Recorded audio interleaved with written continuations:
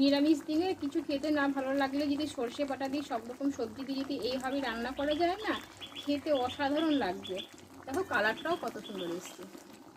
নমস্কার বন্ধুরা, আমি কাকুলি কিচেন হাউসে সবাইকে স্বাগত জানিয়ে প্রতিদিন তোমাদের কাছে একটা নতুন রেসিপি নিয়ে চলে এসেছি। তা আজকে রেসিপি আশা করি তোমাদের ভালো লাগবে, প্রথম থেকে শেষ অবধি দেখতে থাকো। আজকে আমি একটা নিরামিষ পদ বানাবো। তা ঠিক মতো যদি সব রকম সবজি দিয়ে বানানো যায় আশা করি ভালো লাগে খেতে। তাহলে চলো শুরু করি। দেখো এখানে আমি কিছুটা আলু কেটে নিয়েছি, আর এখানে কিছুটা আমি সজনে ডাঁটা নিয়েছি, আর এখানে আছে মূলো কয়েক পিস, আর এখানে গাঁটি কচু কেটে নিয়েছি। আমি পরিষ্কার করে সবগুলো ধুয়ে নিয়েছি। আমি পুরো একদম গ্রাম্য পদ্ধতিতে রান্না করব। আর এখানে কিছুটা কাঁচা লঙ্কা আছে, গোটা জিরে আর কয়েক পিস আদা, এটা আমি শিলনোড়ায় বেটে নেব। দেখো কড়াটা গরম করে নিয়েছি, উনুনটা ধরিয়ে আমি সরষের তেলটা দিয়ে দেবো।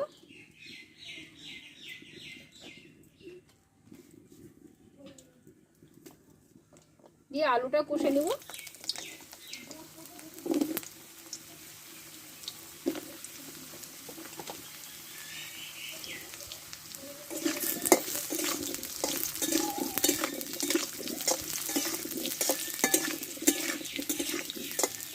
দেখো এতে আমি কচুগুলাও দিয়ে দেবো, দিয়ে একসঙ্গে সবগুলো কষে নেব আলুর সঙ্গে।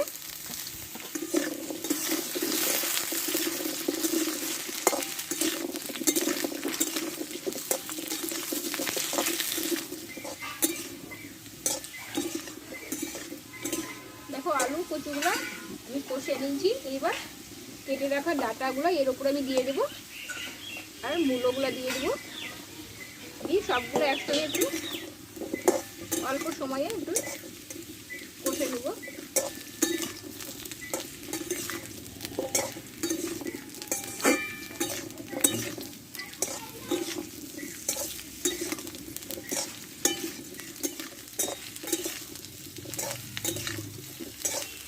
দেখো সব সবজিগুলো একসাথে কষে নিয়েছি, এবার নামিয়ে নেব সবজিটা। দেখো এতে আর একটু অল্প তেল দেবো আমি।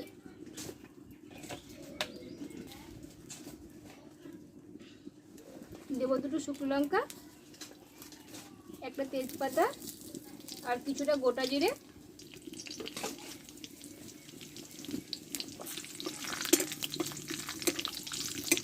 একটু লালচে করে ভেজে নেব লঙ্কাটা। এই তেলে একটু হলুদ দিয়ে দেবো আমি। এবার সেই বেটে রাখা মশলাটা আমি দিয়ে দেবো, আদা কাঁচা লঙ্কা জিরে। আমি মশলাটা একটু কষে নেবো ভালো করে।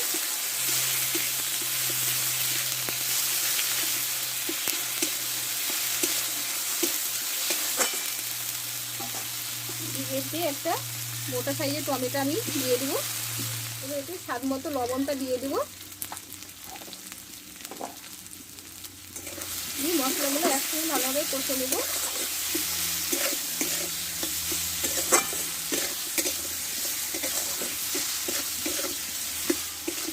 দেখো মশলাটা ভালোভাবে কষে নিয়েছি।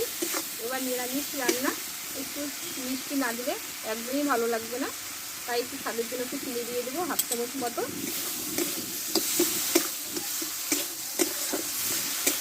এবার কষে রাখা এই সবজিগুলো ঢেলে দেবো।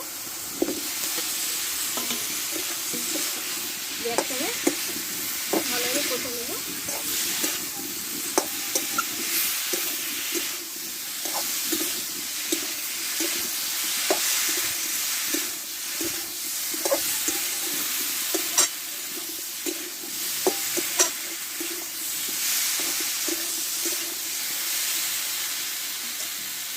এইবার দেবো আমি এখানে 2 চামচ মতো কালো সরষে, আমি এটা পেস্ট করে নিয়েছি, আমি ঢেলে দেবো।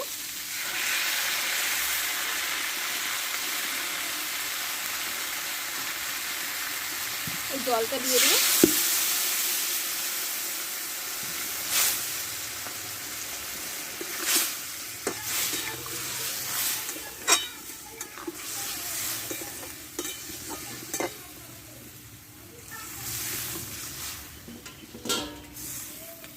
পাতাটা আর কাজে লাগবে না, আমি তুলে নেবো এটা।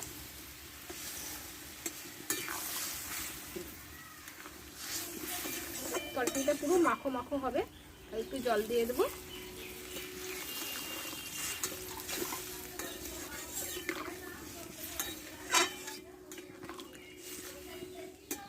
কিছুক্ষণের জন্য ফুটিয়ে নেব।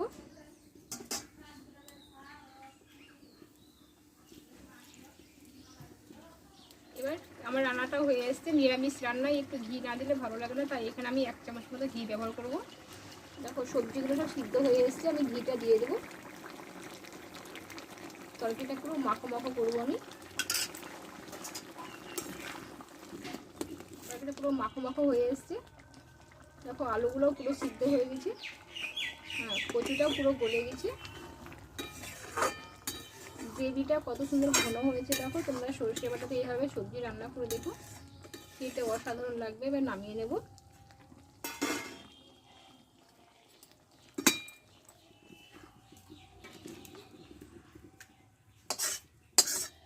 বন্ধুরা নিরামিষ রান্নাটা আমার হয়ে গেল।